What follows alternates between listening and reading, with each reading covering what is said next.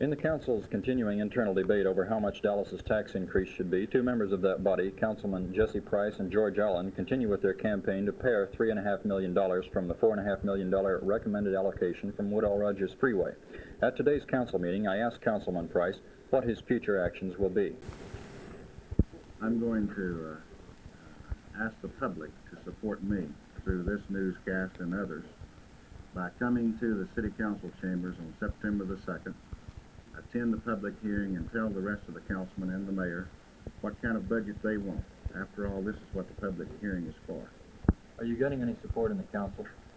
Yes, I think the various council members, many of them are listening, and the people are contacting them now and telling them that this is a sound financing method and it should be done. Another campaign mounted at the council's noon luncheon by Councilman Abe Meyer, proposing stiffer jail fines and mandatory sentences.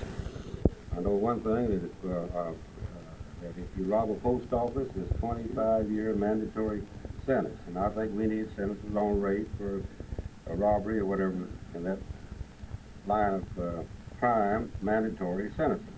Does this mean you intend to start a campaign for stiffer laws and punishment?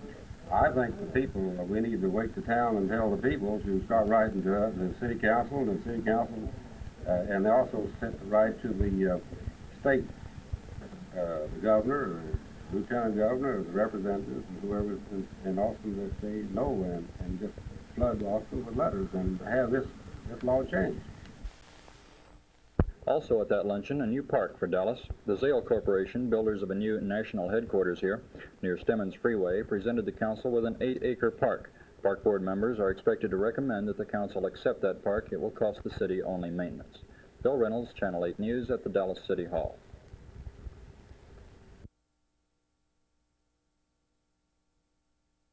Appearances are that the beleaguered federal poverty programs are in hot water again, at least here in Fort Worth.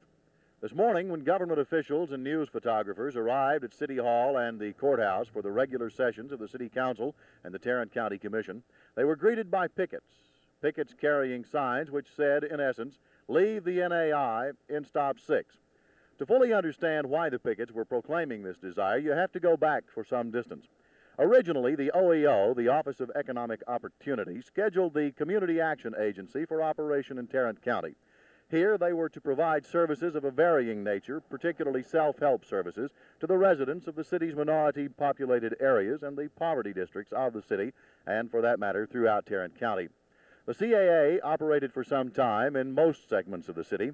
Then a group of people, particularly from the Stop 6 area, went to Austin, to the OEO headquarters, saying that they didn't like the services they were getting from the CAA and that they wanted to form their own groups.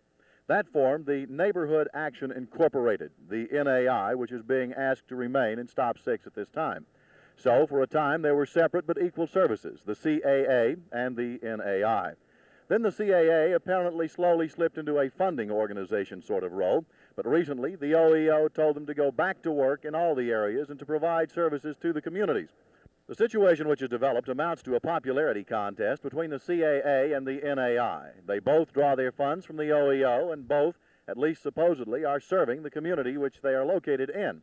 So those who in the area are watching the situation say that perhaps it would be best if they combined their forces, all worked on all sides of the city, and got down to the business of serving the communities instead of trying to win some sort of contest. Jerry Taff, Channel 8 News, in Stop 6 in Fort Worth.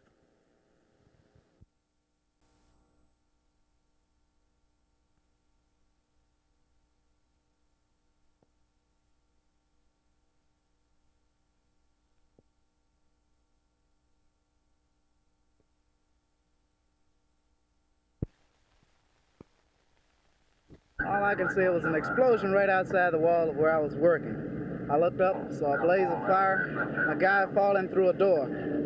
Myself, I headed toward the guy that was on the floor to pick him up to see what assistance that I could give him. At the same time, he got up. When I got up, I aided him to get into the aid station. That's about all I can say.